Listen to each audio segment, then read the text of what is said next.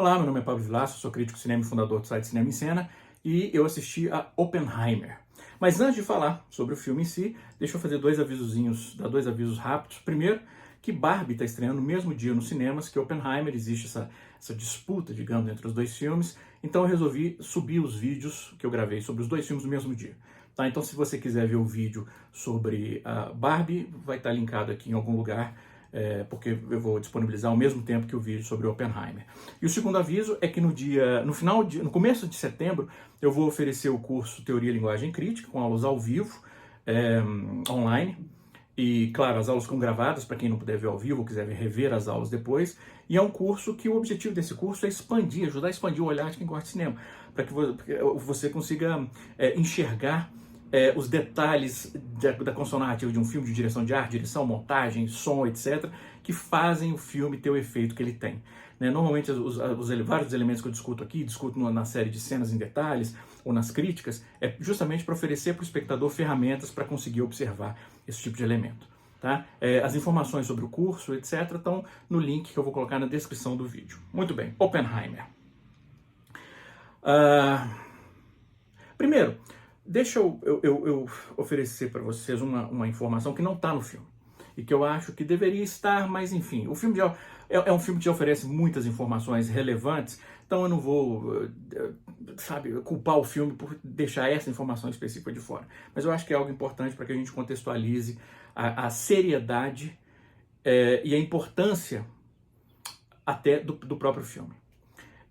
Hiroshima e Nagasaki não foram destruídas pelas bombas atômicas jogadas no final da Segunda Guerra ao acaso. Há uma cena em Oppenheimer em que a gente vê uma série de homens poderosos numa sala decidindo quais são as cidades nas quais eles vão jogar a bomba atômica. E eles estão discutindo a relevância cultural de uma, o fato de um deles ter um apego sentimental em relação ao outro, etc. e tal. O que já é muito frio, e eu acho que é importante o filme mostrar isso, a frieza daquelas pessoas decidindo em que cidade eles vão jogar bomba para exterminar dezenas, centenas de milhares de vidas. Mas tem uma coisa que o filme não fala, que como eu disse, eu acho que é importante saber. Antes das bombas atômicas serem jogadas em Hiroshima e Nagasaki, no período final da guerra,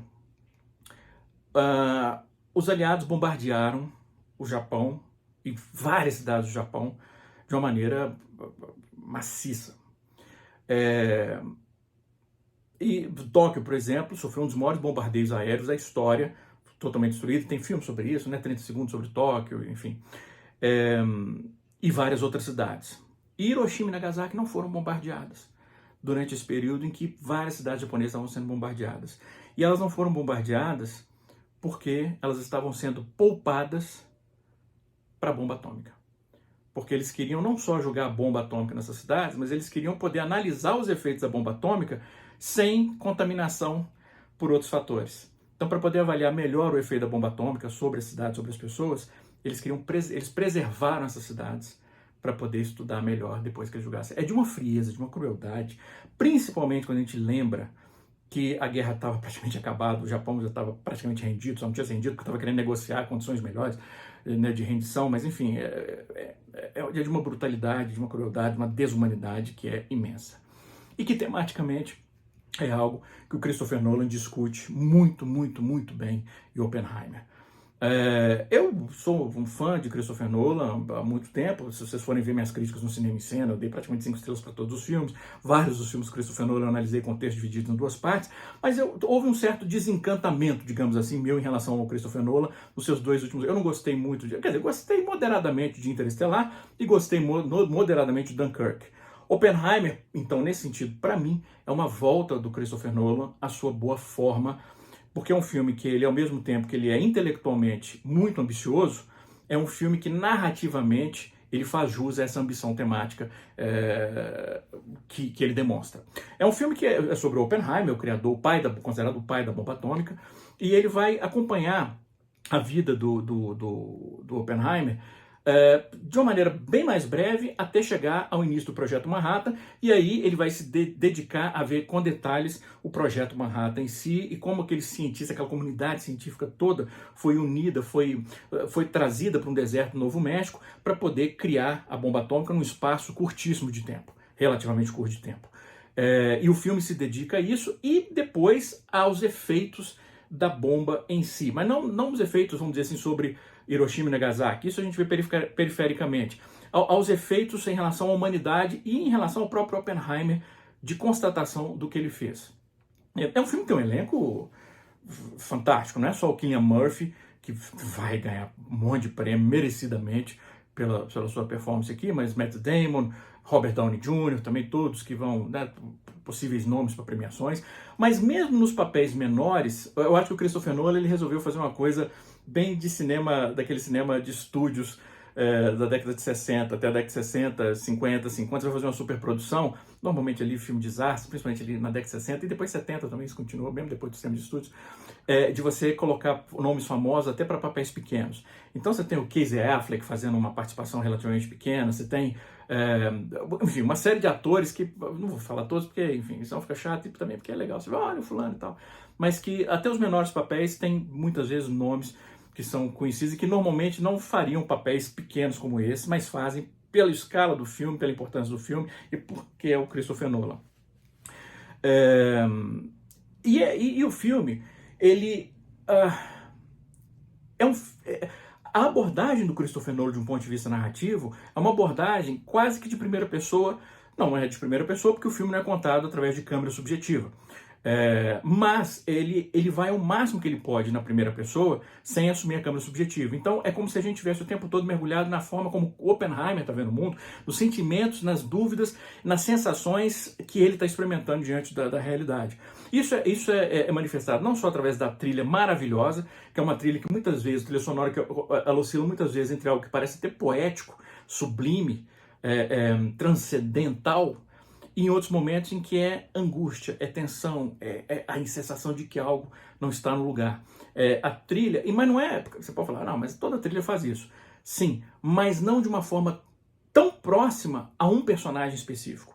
Porque toda a trilha do Oppenheimer parece ser ditada pelos sentimentos do Oppenheimer em si.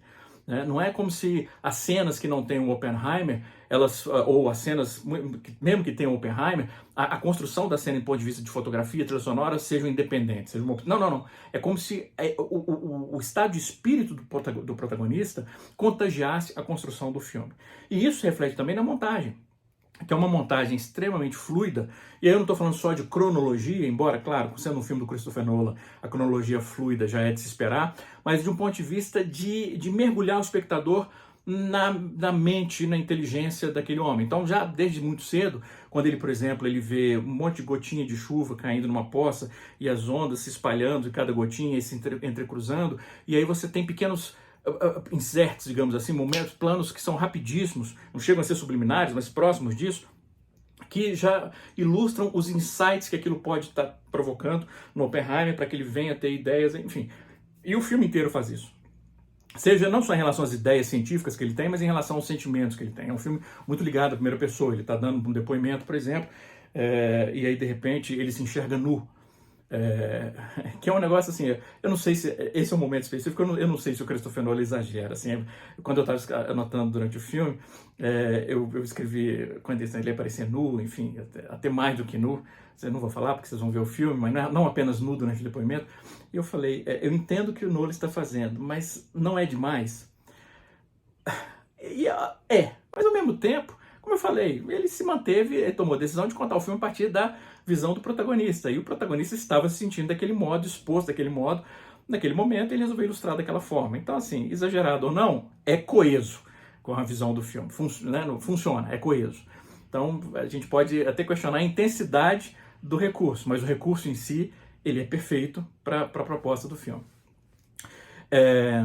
E como eu falei, não só a montagem, essa montagem que é muito fluida, a trilha sonora, mas a própria cronologia, a própria fotografia no que diz sentido ao uso de cores e preto e branco. Na maior parte do tempo, se há a presença do Oppenheimer, as cenas são em cores, na maior parte do tempo. quando não há a presença direta do Oppenheimer, em preto e branco. Isso também acaba estando um pouco associado a uma ideia de cronologia, porque a gente vai ver como dois depoimentos em si, do Robert Downey Jr. e do Oppenheimer, em momentos diferentes da vida deles, vai servir de estrutura para o filme.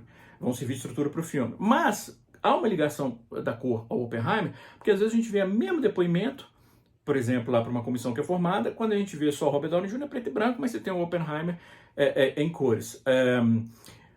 De um ponto de vista narrativo, isso ajuda a evitar uma confusão cronológica, mas eu acho que é mais do que isso. Eu acho que é também o Christopher Nolan assumindo um aspecto claramente mais documental em um, e no outro assumindo uma ambição mais não ficcional, mas que não tem o propósito de ser documental de um ponto de vista estético.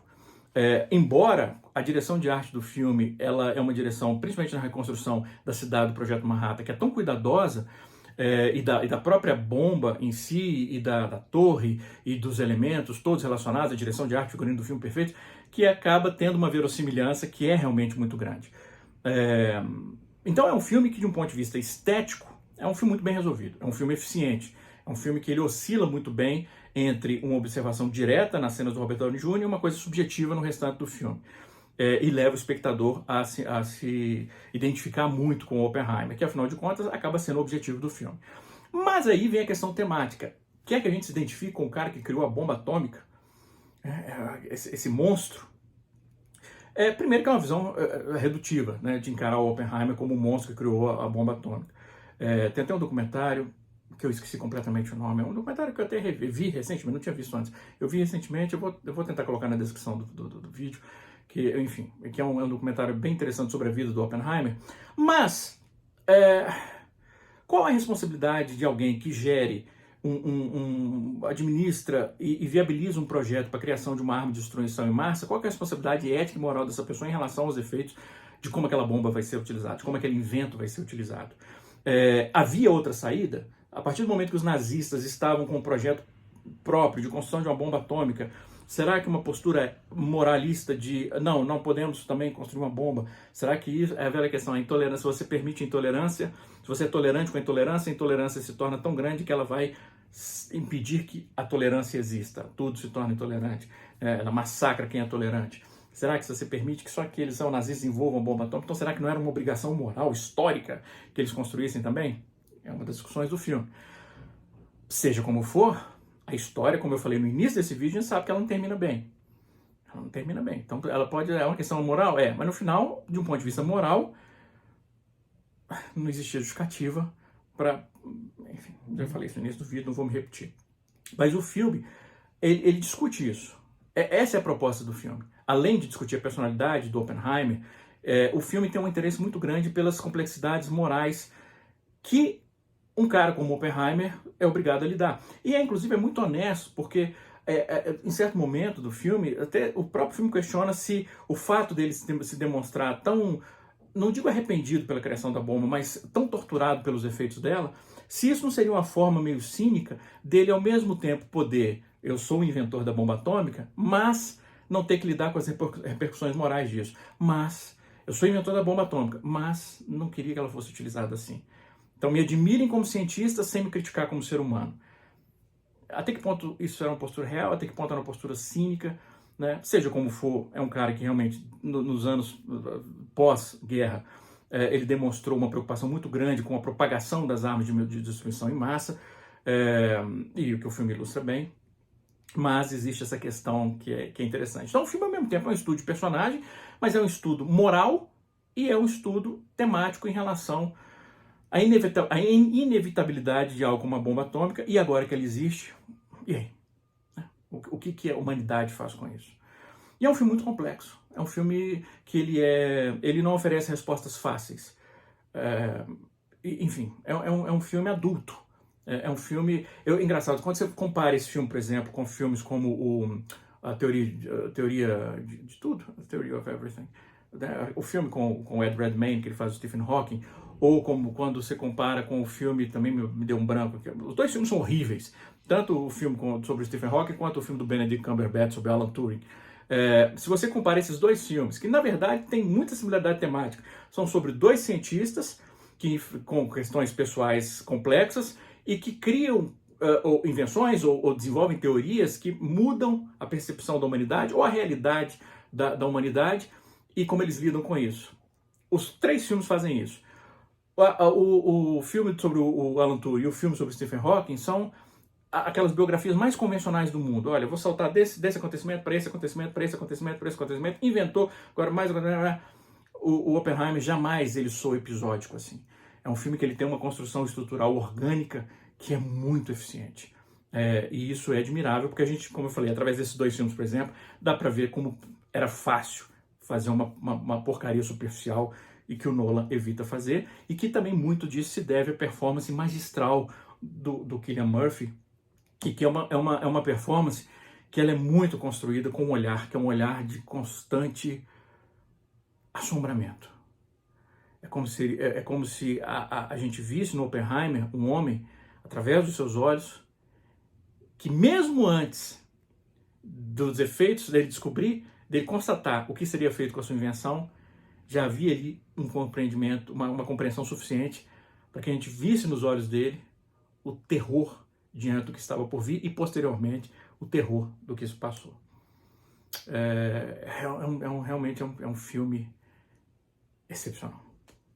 É isso. Um grande abraço. Bons filmes.